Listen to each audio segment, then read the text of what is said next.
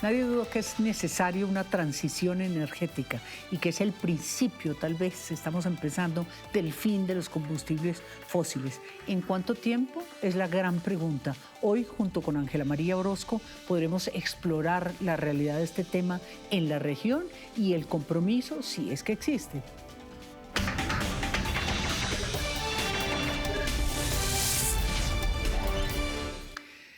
Pues bienvenidos aquí a Una Mirada al Mundo y muy importante tenerla a usted justo en este momento, en esta coyuntura, Ángela María Orozco, nuestra exministra de Transporte, y creo que ha sumado esfuerzos, una persona que ha sumado muchos de los esfuerzos de un proceso que arrancó y no se va a detener, pero cuánto dura, pues está por verse. Bienvenida a Una Mirada al Mundo. Muchas gracias por la invitación, María Emma. Estoy feliz de estar aquí y compartir contigo este espacio. Pues, ¿cómo se ve hoy? Yo recuerdo cuando en Naciones Unidas nos comprometimos con los Objetivos de Desarrollo del Milenio, en el 30 íbamos a tener una enorme transición. ¿Lo lograremos o ni siquiera eso es previsible? Pues mira, María Emma, yo creo que lo que está pasando, no solo después del COVID, sino lo que pasó con la guerra de Ucrania, lo que eso implicó en términos de la seguridad energética, en términos de la crisis de los precios de la energía, en términos geopolíticos de entender la dificultad de depender de un solo proveedor energético, pues ha hecho que esa perspectiva de hace unos años, donde hace 3, 4 años solo hablábamos de transición, y al 2050 cero carbono, creo que hoy estamos aterrizando a la realidad. Y es un momento oportuno porque hace unos días fue CERAWeek, que es el evento de gas y petróleo más... Cera como de cero, cera. Sí, que es el encuentro, dijéramos, de autoridades privadas y públicas sobre los temas sobre gas y petróleo energético en el mundo. Es como la semana del tema, es organizado por JP Morgan, pero allá van todos los actores privados. Presente. Sí, estuve presente. Van todos los actores privados, los actores públicos, la Secretaría de Energía de Estados Unidos. Y fue muy interesante porque el discurso de hace 2 años a hoy es muy distinto. Hoy se habla de una transición energética asequible, diferencial por región, que tenga en cuenta la seguridad energética y affordable, es decir, que se pueda pagar. Y eso lo que ha llevado es a decir, realmente no vamos a lograr el net zero en el 2050. Es decir, de la convención, de la COP de París a hoy, el tema está presente, pero ¿somos más realistas o qué? Digamos que la discusión en Cera fue de la ambición a la realidad. Esa fue como el frontier. En la ambición a la realidad lo que se dice es, de aquí al 2050 evidentemente va a haber mucha más inversión en renovables, pero es evidente que también va a haber crecido la población mundial. Vamos a pasar de 8 a 10 billones de habitantes en el mundo y esos habitantes no van a ser necesariamente en los países que hoy más consumen, sino que van a crecer en los países del África, en los países del Asia, en India, por ejemplo, que es el país más poblado del mundo. Inclusive en nuestra región de América Latina. Y de alguna manera, pues la transición como está planteada hoy no es pagable para esas personas. En la gran discusión lo que se dice sí, va a aumentar el consumo de renovables, obvio, pero al 2050 va a haber aumentado relativamente el consumo también de los fósiles, de los tradicionales. Si uno lo quiere poner para el que nos esté escuchando tal vez en Texas o en Canarias, ¿de qué se trata? ¿Es gas? ¿Es petróleo? ¿Qué más? ¿Cómo lo traduce eso que ustedes discutieron allá? Realmente lo que uno escuchó de todos los paneles, los presidentes de las oil majors, de alguna manera los representantes de países como Japón, como Indonesia, como India, es... Claro, va a haber una transición, pero es claro que realmente la forma más eficiente de reducir las emisiones de gases de efecto invernadero es sustituir el carbón por el gas.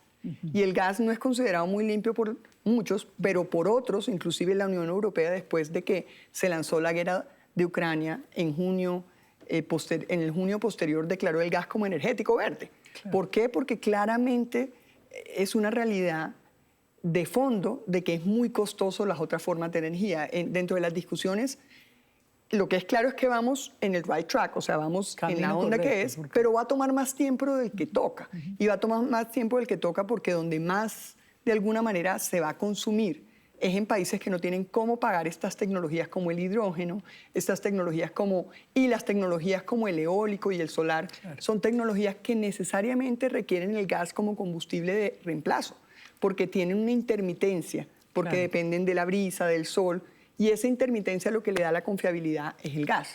Ángela María, usted mencionaba el tema geopolítico que en esta estructura en la que estamos discutiendo es absolutamente prioritario. Lo vimos en la última COP.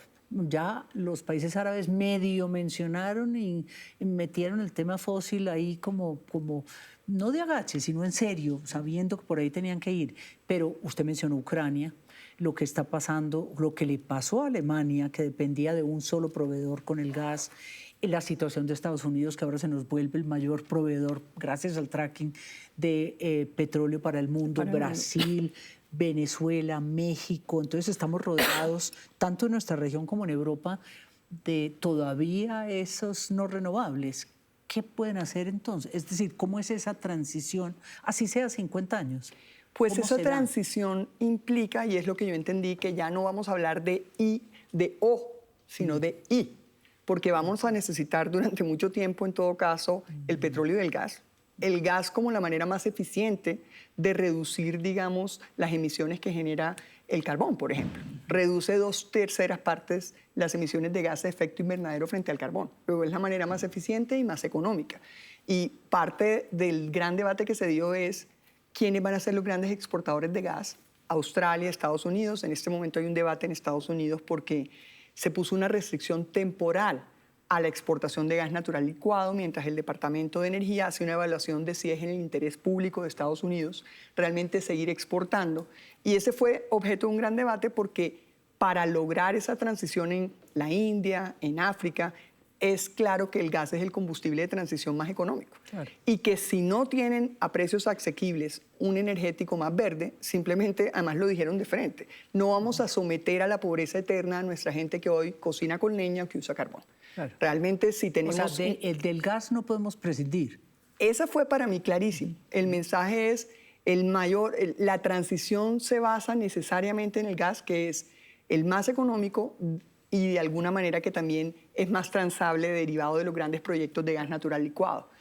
Quería que cruzáramos un poquito como ese tema político, porque yo entiendo que de alguna forma, usted lo decía al principio, ya hay una conciencia clarísima que esto es una realidad. Éramos más optimistas en París, obviamente, hace 4 años, pero de alguna forma para allá vamos, es decir, no hay nada que hacer. Los ambientalistas, la decisión, por ejemplo, del ente europeo, de la Comisión Europea, que ayer condenó a Suiza por que no protegió el medio ambiente para un grupo de mujeres. Es decir, hay decisiones políticas, jurídicas que se encaminan a eso inevitablemente. Miren, ¿o la técnica va más despacio que eso? Yo creo que la técnica va más despacio en cuanto a la accesibilidad económica de los proyectos.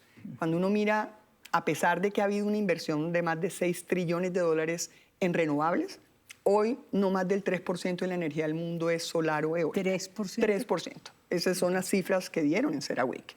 Eso, a pesar de esa enorme inversión, que son 6 trillones de dólares, solamente el consumo de petróleo pasó del 82% bajó al 80%.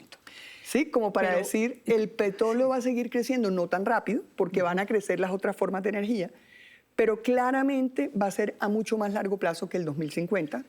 No va a haber el pico de demanda al 2030 y ahí empieza la caída. La visión que tienen muchos, precisamente porque va a seguir creciendo la población, la economía, y particularmente en países de África y de Asia.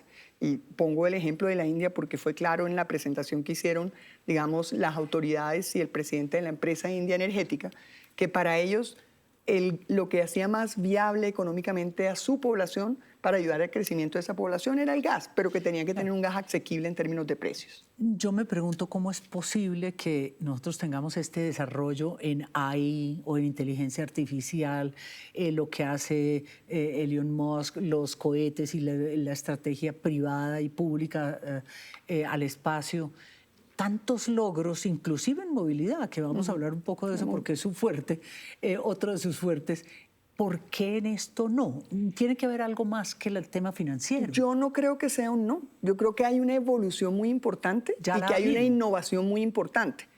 Lo que pasa es que así como hay todo eso, también hay un gran crecimiento de la economía en el mundo y en países además emergentes que apenas están desarrollándose y que se plantan de frente, y eso fue lo que yo escuché de varias autoridades y presidentes de empresas a decir: ustedes, los países desarrollados, se desarrollaron a costa del carbón, inclusive no hablemos de lo que fue la revolución industrial, y no van a pretender que nosotros condenemos al ostracismo a nuestra población que aún cocina con leña. La cuenta. Entonces, claro, si hay la cooperación suficiente, si hay la financiación para los países en vías de desarrollo, si de verdad esa cooperación se da, maravilloso, pero si no, no vamos a someter a la pobreza eterna y a cocinar con leña a nuestra gente, porque, por ejemplo, el hidrógeno, que es una gran alternativa y que en términos de transporte de carga y de transporte de largo plazo está visto como una gran alternativa a futuro, porque todavía eléctricos no hay para transporte de carga y transporte de largo plazo, es tan costoso que no se es factible aún económicamente. Tiene que haber un subsidio a la demanda inclusive, no solo a la oferta. Entonces, no se trata de que no vamos en el camino correcto, se trata de que la realidad se choca contra la ambición y que hay que ser realistas, donde tiene que haber una transición diferencial, y es que tiene que diferenciarse según los países y las regiones y sus necesidades, que involucre conceptos como seguridad energética y accesibilidad. Bueno, estamos con Ángela María Orozco dándole una mirada a esta transición energética que se planteó el mundo en esta última COP28 y de la cual llevamos ya varios años. Ya regresamos.